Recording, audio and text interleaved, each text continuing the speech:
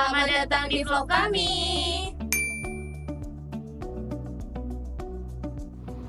Hari ini kami mengunjungi Koperasi TKBM Samudra Sejahtera. Lokasinya ada di Jalan Kom L. Yosudarso 4, Pelabuhan Kota Samarinda.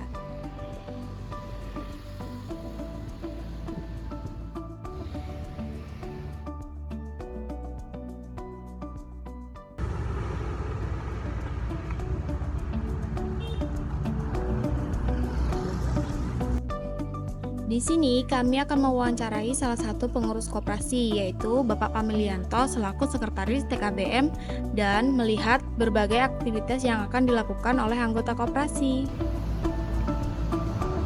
Oh iya teman-teman, sebelumnya kalian harus tahu nih, Koperasi TKBM Samudra Sejahtera merupakan badan hukum yang menaungi tenaga kerja bongkar muat di wilayah Samarinda.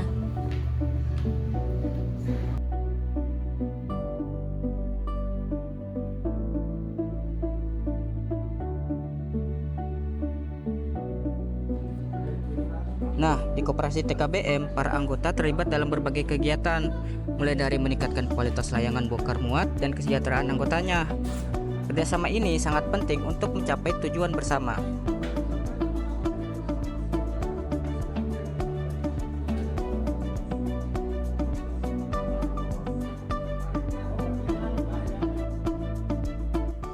Sekarang mari kita berbincang dengan Bapak Pamilianto untuk mengetahui lebih banyak tentang Koperasi TKBM ini. Baik Bapak, bismillahirrahmanirrahim. Assalamualaikum warahmatullahi wabarakatuh. Bapak, saya izin bertanya. Ya. Apa jenis koperasi TKBM Samudra Sejahtera, Bapak? Oke, koperasi itu kan ada beberapa jenis. Iya. Kalau kita di sini jenisnya termasuk koperasi jenisnya karyawan. Jadi kumpulan karyawan yang membentuk badan koperasi. Karyawan di sini kebetulan kami ini adalah Buruh. Ya, baik Bapak. Itu. Ya, terima kasih Bapak. Pertanyaan keduanya, Bapak. Kapan dan bagaimana awal mula berdirinya koperasi TKBM ini? Oke. Jadi ini kan sebenarnya wadah ya, buru-buru pelabuhan. Pada tahun 1985 dibentuklah satu wadah. Mereka itu dalam bentuk koperasi, namanya Koperasi Buruh Karyawan Maritim, namanya disingkat Kubu Karmi, Kubu Karmi, baik. dan berubah tahun 1986 menjadi Koperasi Karyawan Maritim. Kenapa? Karena kata buruh itu kata feodal. Yaudah. Berubahlah buruh itu menjadi maritim. Kemudian tahun 1990 berubah lagi namanya menjadi Koperasi Samudra Sejahtera atau Komura. Iya. Yang berlaku sampai sekarang. Suka. Bagaimana perkembangan jumlah anggota koperasi dari awal hingga sekarang? Sebenarnya kalau jumlah karyawan ya, atau anggotanya nggak terlalu signifikan. Karena kan memang jumlah karyawan itu yang dipakai. Iya. Jadi bukan kayak koperasi simpan pinjam seperti ini, nggak ada karyawan. Kalau dulu awalnya 1147, nah, sekarang menjadi 1151. Ya. Apakah ada spesifiknya Bapak, laki-laki berapa dan perempuan berapa? Punya gambaran nggak ya? Ada nggak kira-kira menjadi kuli itu perempuan? Pernah lihat? Ibu kulit. Tidak, jarang. Memang nggak ada. Yang mikul-mikul beras sampai 100 kilo kan nggak ada. Jadi kalau di sini full laki-laki, semua pun seluruh Indonesia seperti itu. Karyawannya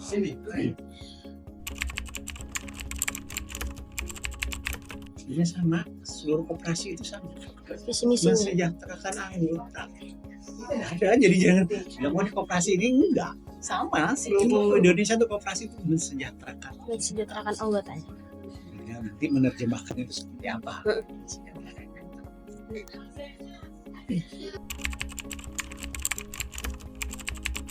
Sebenarnya sih kalau bilang strategi, nggak strategi apa-apa gitu. Kita kan hanya memenuhi sesuai dengan kebutuhan apa yang diperlukan oleh anggota. Pertama, ini kalau kita itu tadi mesejahterakan anggota kan ya. Ya. Apa kebutuhannya? Nah, contoh dia apa kebutuhan dia sembako, kita siapkan atau kemudian apa strateginya sendiri? Oh, kita siapin angkot tuh untuk memenuhi kebutuhannya dia dari perumahan seberang untuk kebutuhan dia ke kantor. Kita siapin pasar, ya pasar yang ada sendiri untuk kebutuhan dapurnya mereka. Kita buka klinik kesehatan untuk pelayanan kesehatannya dia. Jadi strateginya apa ya sesuai dengan kebutuhan yang mereka Sesuai itu kebutuhan, sendiri. ya. Ya, apa yang kebutuhannya mereka coba kita penuhi. Tantangannya sebenarnya simpel. Ya. Satu, SDM. Ya, betul. Sumber daya manusia. Tuh. Karena tahu sendiri lah beberapa orang kan memang dari modalnya atau Ya. jadi kalau permasalahan utamanya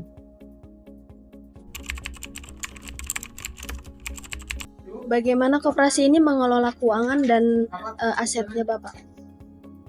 kalau keuangan dan aset bahasa dengan kita keuangan kan tercatat ya. Iya. Sekarang ini sistemnya sudah online, sudah terprogram dari sendiri. Apalagi sekarang kita connect dengan perpajakan. Sehingga kalau yang kayak gitu secara otomatis nggak ada apa namanya kiat-kiat khusus. Sekarang kita mulai masuk data connect dengan perpajakan. Udah masuk online terus sendiri udah connect di situ. Jadi nggak ada kiat-kiat khusus karena kita memang diarahkan seperti itu. Contoh sekarang program pemerintah dengan nomor KTP, satu nomor KTP Ya, untuk sudah pelayanan bisa. kesehatan, pelayanan kesehatan, Ya, betul. seperti itu. Kita diarahkan seperti itu. Untuk pertanyaan selanjutnya, kapan biasanya koperasi ini mengadakan rapat? Rapat itu di koperasi ada beberapa rapat yang bisa dilakukan. Pertama rapat-rapat anggota, rapat kerja, dan hal yang utama dilakukan adalah rapat anggota tahunan RAT. Dan itu harus dilakukan setahun sekali. Itu kalau rapat-rapatnya itu. Iya. Dan itu alhamdulillah selalu kita rutin kita lakukan. Karena namanya koperasi sehat ya harus RAT dilakukan. Ya, betul.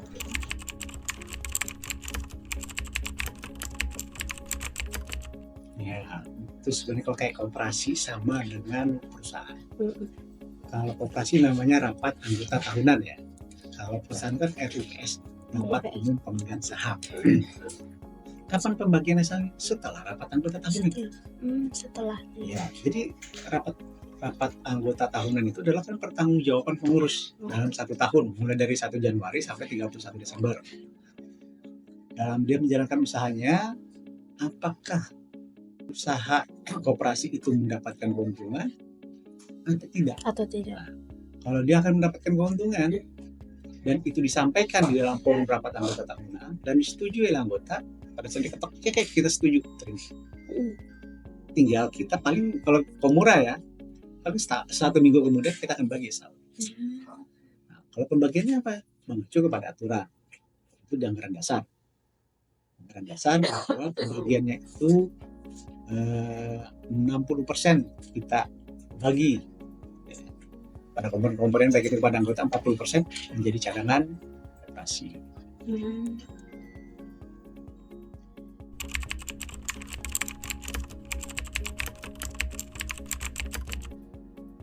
Untuk komura sedikit berbeda dia dibandingkan koperasi-koperasi yang lain. Kalau koperasi yang lain umumnya dia menggunakan satu aturan, yaitu Undang-Undang Koperasi. Kalau untuk komuranya ada 3 ya. Satu dia tadi Undang-Undang Koperasi karena lembaganya, kemudian tadi bilang kan karyawan ya, karena jenis karyawan. Setelah dia pakai yang namanya Undang-Undang Tenaga Kerja. Kemudian wilayah kerjanya kaitan dengan pelabuhan, kaitan dengan peraturan perhubungan. Jadi 3 aturan itu yang dipakai. Nah, dalam pelaksanaan realnya, kalau kita bicara koperasi secara umumnya dia akan berbicara tentang SAU. Apa sih Pak bagi SAU-nya kan seperti itu. Nah, itu sama dengan koperasi. Yang membedakan kita adalah karena kita mengacu kepada Undang-Undang Tenaga Kerja, kalau ada koperasi mau nggak mau ada ketentuan THR. Nah, Jadi kita pun juga itu seperti itu. Itu sedikit hal yang berbeda dengan koperasi yang lain. Lalu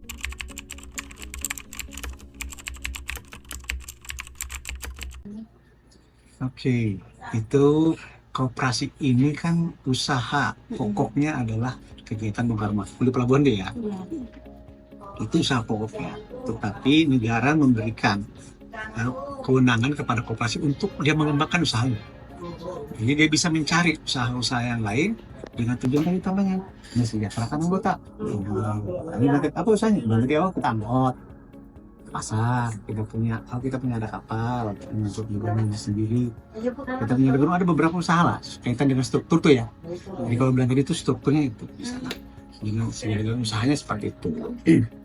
Nah, ini kaitan dengan pengembang usaha-usaha yang kita lakukan karena memang pemerintah memberi kewenangan itu. Jadi tidak mesti ya kalau satu koperasi itu hanya pada usaha pokoknya saja, tapi dia bisa menggunakan usahanya yang lain.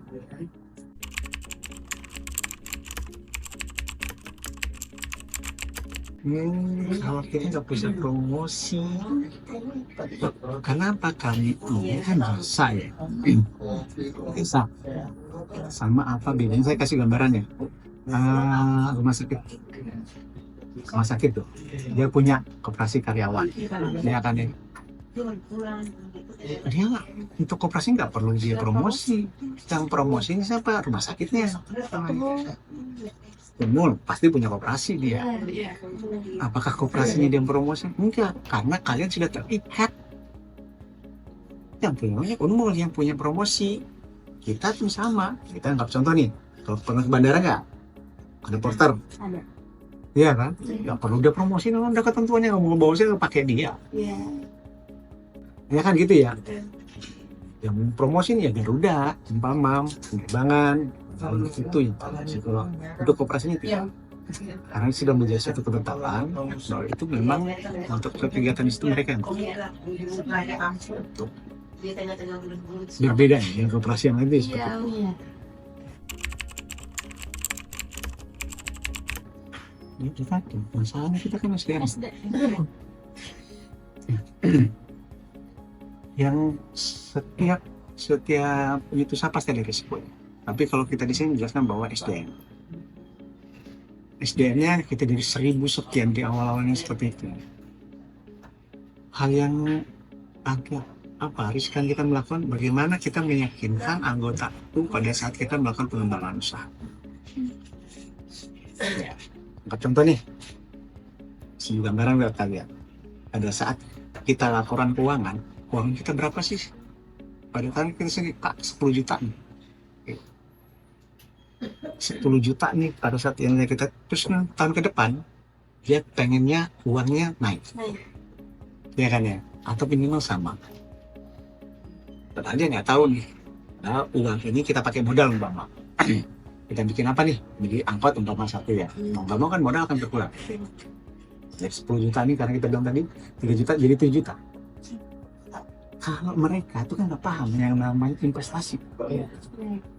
Dia tahunya, enggak loh, berarti kurang dong uangnya. Dari tahun kemarin 10 juta, sekarang kok cuma 7 juta. Kenapa 3 juta ini udah berbentuk investasi? Itu kan susah kita menjelaskan seperti itu. Di dalam forumnya kita ya harus memberikan pemahaman itu. Beda kalau orang yang punya skill bagus ya, mesin kan udah paham, oh ya apa sih? Mungkin kata investasi aja mereka pasti tuh. Itu. Nah, itu. Jadi mereka tuh ya simpel-simpelnya dalam pemikirannya itu. Dan untuk melalui kita akhirnya bagaimana menjalankan kiat-kiat dan pengusaha juga mereka juga tidak tidak merasa bahwa keuangannya kita ini ada kendala, sehingga kita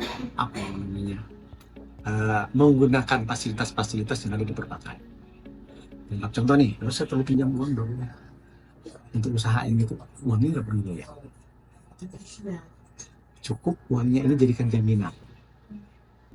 Iya kan? Oh, tadi 10 juta nih Pak. Ini jaminan berapa? Cuma 3 juta nih. Kapan lu? Iya.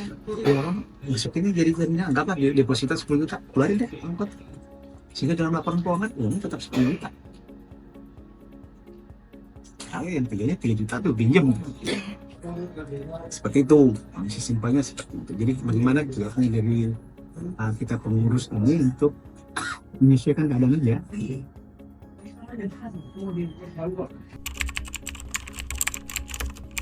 Oke, ini koperasi yang berdampak ke masyarakat sekitar itu bisa dihitung jari.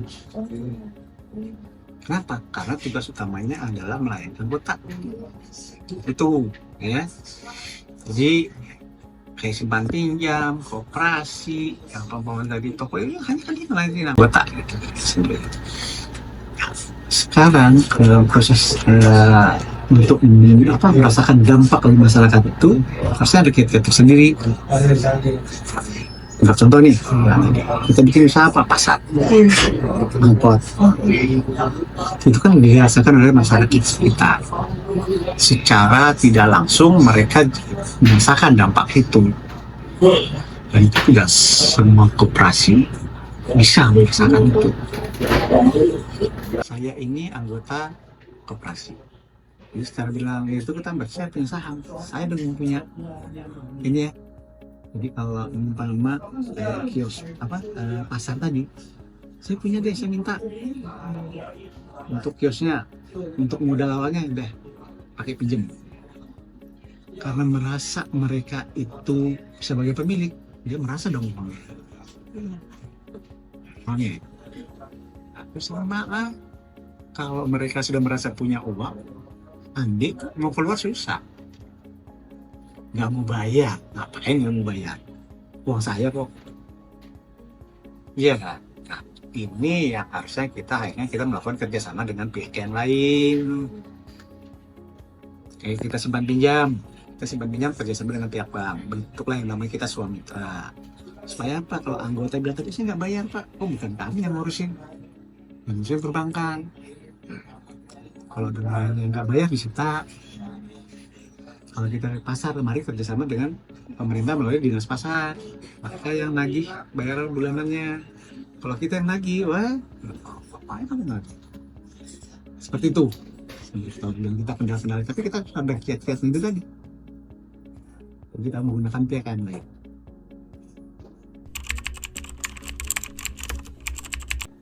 Tadi meningkatkan kualitas pelayanan sebenarnya kan kita paham sendiri dengan apa sih kebutuhan daripada anggota tadi ya. Jadi kita mencoba memenuhi itu kebutuhannya. Kemudian yang kaitan kita terutama mensejahterakan anggota kembali. Fokusnya itu mensejahterakan anggota. Mensejahterakan anggota itu mereka akan sejahtera kalau mereka bisa melaksanakan produktivitas kerja. Kita ini kulit, umur pelabuhan, dapat uangnya kalau sudah kita kerja. Iya kan? Ada barangnya Pak, tolong Pak dipikul, baru kita dapat. Nah, dalam kiatnya kita adalah orang ini, anggota ini, nggak mungkin kita hindari yang namanya sakit. Ya kan ini? Makanya kita bikin klinik. Kenapa kita bikin klinik? Supaya gambaran kita yang namanya sakit, kita hanya meminimalkan ini orang sakit, mempercepat mereka sembuh. Kalau kita tidak melakukan pelayanan kesehatan, mereka akan berobat ke rumah sakit. Enggak begitu ke rumah sakit. Ya, seperti apa sih pelayanannya? Kan berbeda lah ya, sendiri. Kalau kita sendiri, karena kita sendiri yang punya hal yang spesial yang kita berikan sendiri. Kalau orang bisa 2 hari 3 hari sembuh, sampai dari seminggu seperti itu.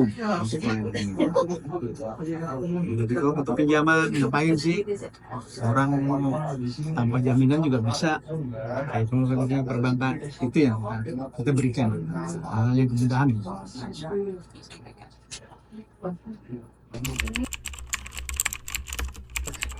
Kalau kekurangannya jelas dalam SDM enggak. Tapi karena kekurangannya kita itulah kekuatan kita. Kenapa jadi kekuatannya kita? Karena pertama jumlah kan itu pun 1.000 lebih nih. Jadi termasuk koperasi berskala besar. 500 ke atas itu koperasi itu termasuk awal. Koperasi berskala besar. Ini bisa jadi apa namanya kalau kita punya ini pasar. Saya siapin beras dari kebutuhan pokok. Kalau toko-toko cari aja, paling 1 karung 2 karung. Ini 1.000 lebih. Iya kan? Pasti jadi kebutuhan pokok. Caranya apa? Dokter kita sama beras. Ini muncul ini hari ini asal. Jadi ini berat. Jadi kebutuhan mereka. Kasih ke mereka dalam 1 bulan sekali. Contoh tuh ya, mungkin. Contoh. Mereka secara logikanya dia nggak perlu bisa dapat harga mama itu dapat uang, tapi gaji mereka dapat sebenarnya kan kita ngerti kita itu kelemahannya kita SDM, tetapi SDM-nya tadi kan yang penting kebutuhan terpenuhi bukan hanya sendiri. Soal gaji nanti kita terpotong apa sendiri karena kan dihitung di akhir tahun, bicara dalam rapat anggota tahunan. Ternyata pada saat mereka disini, oh, masih ada untungnya kok. Itu yang tiap kita tahu. Ini sih kekurangannya kita. Itu kekurangannya kita yang akan menjadi kekurangan kita.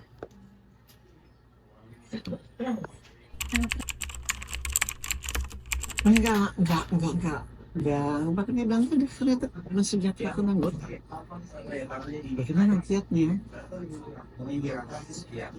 Masing-masing koperasi akan berbeda. Yang membedakan apa? Kiat pengurusnya.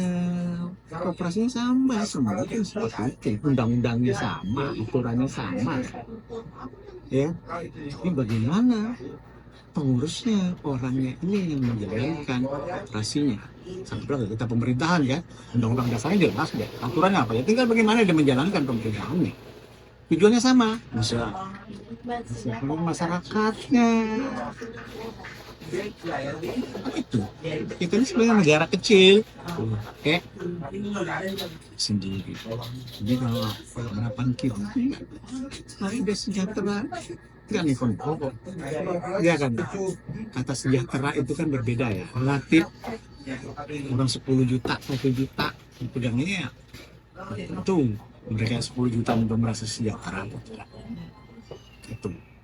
Jadi kalau bahasa yang sejahtera itu, bagaimana intinya kalau kita kebutuhan perutnya terpenuhi, kemudian sandang, pangan, kesehatannya terpenuhi.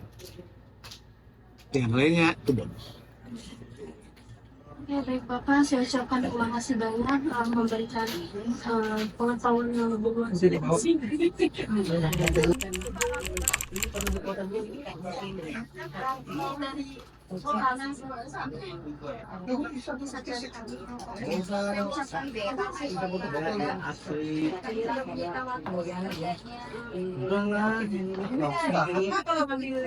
Terima ya.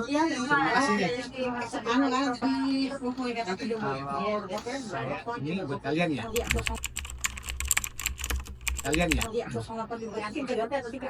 motivasi itu. Saya kalian ini kalau rasa keren ya, bukan kita itu perintis,